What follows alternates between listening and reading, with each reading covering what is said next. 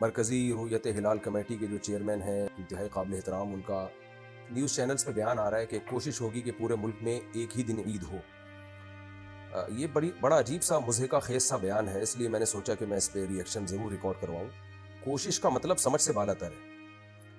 اس لیے کہ چاند دیکھ کے ہمیں روزہ رکھنے کا حکم ہے، چاند نہ ہو تو روزہ نہیں رکھیں گے۔ اس میں کوشش کا کیا مطلب ہوا کہ کوشش کا مطلب سمجھ سے بالاتر ہے۔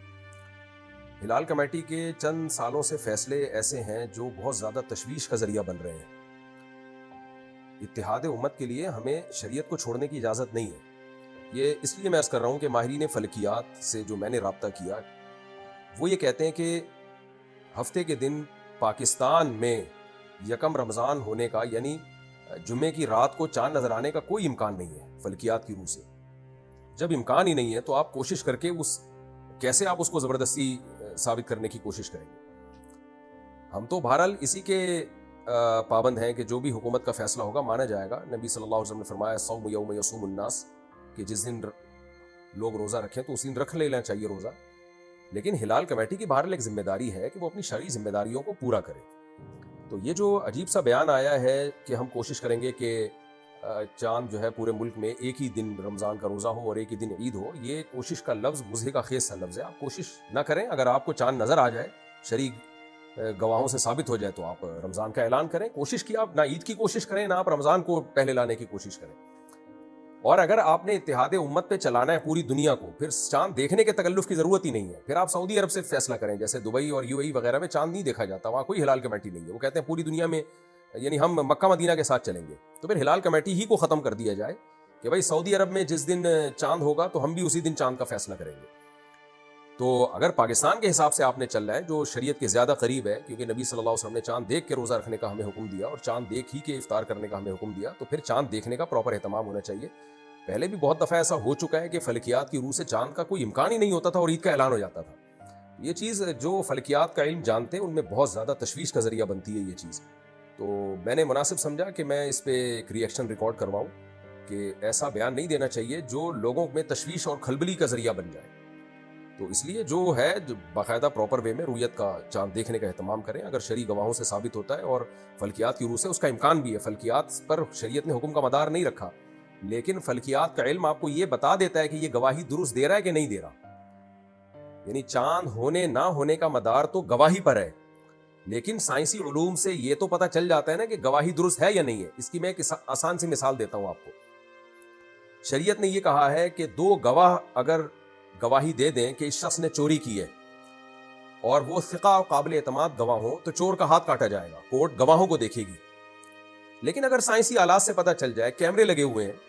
اور دو بندوں نے گواہی دی کہ یہ شخص فلاں وقت میں آیا تھا اور یہاں سے چوری کر کے یہ گیا ہے، اور ہم نے جب کیمرے دیکھے تو اس میں ٹائم بھی مینشن ہو رہا ہے اور ہمیں پتہ چل رہا ہے کہ یہ اس ٹائم پہ نہیں آیا یہاں پہ، تو سائنسی آلات سے ہمیں پتہ تو چل گیا نا کہ یہ ایک نمبر کے جھوٹے ہیں، یہ دونوں جھوٹی گواہی دے رہے ہیں، تو پھر کبھی بھی چور کا ہاتھ نہیں کٹے گا کیونکہ گواہوں کا جھوٹا ہونا ثابت ہو جائے گا۔ اسی طرح یاد رکھیں کہ 50 آدمی بھی مل کے گواہی دیتے ہیں نا ہم نے چاند دیکھا ہے، لیکن کیلکولیشن یہ بتا رہی ہے کہ چاند تھا ہی نہیں، ہو ہی نہیں سکتا تھا، انسانی آنکھ اس کو دیکھنا یعنی اتنا باریک تھا کہ انسانی آنکھ سے دیکھنا ممکن ہی نہیں ہے۔ سائنسی آلات سے ہمیں فوراً یقین ہو جائے گا کہ یہ جھوٹی گواہی ہے۔ تو شریعت نے حکم کا مدار گواہوں پر رکھا ہے، لیکن سائنسی آلات ایجاد اسی لیے ہوتے ہیں تاکہ اس گواہی کو پرکھا جا سکے کہ گواہی ٹھیک بھی دے رہا ہے کہ غلط دے رہا ہے۔ اس کی اور آسان مثال میں آپ کو دیتا ہوں۔ نبی صلی اللہ علیہ وسلم کے دور میں سورج دیکھ کے روزہ افطار کیا جاتا تھا۔ آپ صلی اللہ علیہ وسلم پہاڑ پہ کسی کو بھیجتے اور فرماتے کہ آپ دیکھو کہ سورج غروب ہو گیا، تو اگر وہ بتاتا کہ سورج غروب ہو گیا، گواہی دیتا، تو آپ افطار کر لیتے۔ شریعت نے بھی ایسا ہی حکم دیا، ہمیشہ سے ایسے ہی چلتا آ رہا ہے کہ بھئی آپ سورج دیکھیں، غروب ہو گیا تو آپ روزہ افطار کر لیں۔ لیکن اب جب سائنسی آلات نے ترقی کی ہے اور کیلکولیشن سے ہمیں پتہ چل گیا کہ فار ایگزامپل کہ سورج غروب ہونے کا ٹائم 6:30 ہے شام کو، 25 آدمی 6:15 بجے آ کے گواہی دے رہے ہیں کہ ہم نے اپنی آنکھوں سے دیکھا کہ سورج غروب ہو گیا۔ بھائی سائنس کی جو کیلکولیشن ہے، جو پوری دنیا اس پر متفق ہے، 2-4 آدمی نہیں۔ آپ امریکہ میں کسی سائنٹسٹ سے پوچھیں گے، وہ بھی کہے گا کہ کراچی میں سورج غروب ہونے کا ٹائم 6:30 ہے، اس سے پہلے نہیں غروب ہو سکتا۔ جاپان کے سائنسدانوں سے پوچھیں گے، وہ بھی کیلکولیشن کر کے بتائیں گے کہ کراچی میں سورج غروب ہونے کا ٹائم 6:30 ہے۔ سائنسی آلات سے اور سائنسی کیلکولیشن سے ہمیں صاف پتہ چل گیا کہ جن 50 آدمیوں نے گواہی دی تھی کہ 6:15 بجے سورج غروب ہوا، وہ جھوٹ بول رہے تھے، ان کو دھوکا ہوا تھا۔ تو حکم کا مدار یعنی روزہ ہے یا عید ہے، اس کا مدار گواہوں پر ہی ہے۔ میں اس شریعت کے حکم کو چینج نہیں کر رہا، لیکن فلکیات کا علم یہ ہمیں بتا دیتا ہے کہ یہ گواہ سچ بول رہے ہیں یا جھوٹ بول رہے ہیں، تو اس علم سے فائدہ اٹھایا جائے گا۔ تو ماہرین فلکیات کہتے ہیں کہ پاکستان میں ہفتے کے دن یکم رمضان ہونے کا کوئی امکان نہیں ہے، تو اس لیے تھوڑا اس طرح کا بیان نہ دیں جو تشویش کا ذریعہ بنتا ہے۔ ہمارے لیے قابل احترام ہے، کسی کی ذات پہ طنز مقصد نہیں ہے۔ اور میں لوگوں کو ایک اور بات بھی کہتا ہوں کہ میرے اس بیان کا مقصد یہ نہیں ہے کہ اگر ہفتے کو رمضان کا اعلان ہو جاتا ہے تو آپ ہفتے کو روزہ نہ رکھیں، یہ بھی نہیں ہے، کیونکہ ہم بہرحال پابند ہیں۔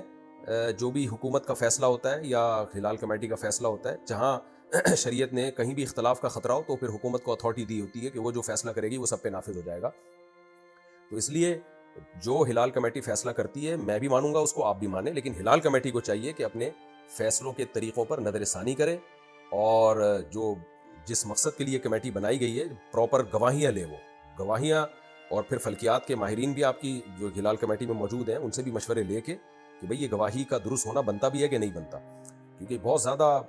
کئی سالوں سے یہ تشویش ہو رہی ہے۔ ہلال کمیٹی کے کچھ فیصلے ایسے ہیں جو بالکل سمجھ سے بالاتر ہیں۔ بہت دفعہ ایسا ہوا کہ ماہرین فلکیات نے کہا کہ رمضان اس دفعہ 30 روزے مکمل ہوں گے، اور کراچی یونیورسٹی کے جو ماہرین فلکیات ہیں وہ بھی، اور جو علماء میں فلکیات کے ماہرین ہیں انہوں نے بھی، دنیا بھر کے ماہرین فلکیات نے کہا کہ 30 روزے مکمل ہوں گے، لیکن 29 کے بعد اعلان ہو گیا کل عید ہے۔ بہرحال ہم سب نے عید منائی ہے، اس میں آپ کو شک میں ڈالنا مقصد نہیں ہے، لیکن یہ کہ یہ فیصلے بہرحال تشویش کا ذریعہ بنتے ہیں۔ اور اگر آپ نے اتحاد سے لوگوں کو لے کے چلنا ہے تو پھر بھائی کمیٹی ختم کریں، آپ پھر کہیں بھائی جو سعودی عرب کا جو فیصلہ ہوگا اب ساری دنیا اسی فیصلوں کو مانے گی، اگرچہ ہمیں شرعی لحاظ سے اس پہ تحفظات ہیں، یعنی ہم شرعی لحاظ سے اس کو ٹھیک نہیں سمجھتے، لیکن جس مسئلے میں اختلاف ہو اگر حکومت فیصلہ کر دے، ایسے انتظامی چیزوں میں، ہر مسئلے میں نہیں، ایسے انتظامی معاملات میں حکومت کا فیصلہ پھر سب پہ نافذ ہو جاتا ہے۔ تو اگر آپ نے اتحاد ہی سے چلانا ہے کہ پوری دنیا کے ساتھ ہی ہم نے چلنا ہے یا سعودی عرب کے ساتھ ہم نے چلنا ہے، تو پھر آپ کمیٹی ختم کریں، اس تکلف کی ہمیں ضرورت نہیں ہے۔ پھر آپ سیدھا سعودی عرب کے ساتھ آپ کہہ دیں بھائی گورنمنٹ بنا دے بھائی ہلال کمیٹی کو ختم کیا جا رہا ہے، اور مکہ مدینہ میں جس دن روزہ ہوگا اس دن ہمارے یہاں بھی روزہ ہوگا، جس دن عید ہوگی اس دن ہمارے یہاں بھی عید ہوگی۔ اور اگر ہلال کمیٹی کا نظام لے کے چلانا ہے جو کہ ہماری نظر میں زیادہ شریعت کے زیادہ قریب ہے، تو پھر اس کو پراپر وے میں شہادتیں لینی ہے، اس کو اتحاد امت کی خاطر یا پورے ملک میں ایک ہی روزے کی خاطر شرعی حکم کو چینج نہیں کرنا ہے ہم نے، تو اس آپ باقاعدہ گواہیاں لیں اور فلکیات کے ماہرین سے آپ مدد بھی لیں، تو اس کے بعد آپ فیصلہ کریں، چاہے پورے ملک میں ایک روزہ ہو یا 2 روزے ہوں، الگ الگ دن روزے ہیں، اس سے کوئی فرق نہیں پڑتا، جو اس فیصلے کے خلاف چلیں گے وہ گنہگار ہوں گے۔ تو اتحاد کے لیے وہ کام نہ کیا جائے جو تشویش کا ذریعہ بنے۔ جزاکم اللہ احسن الجزا۔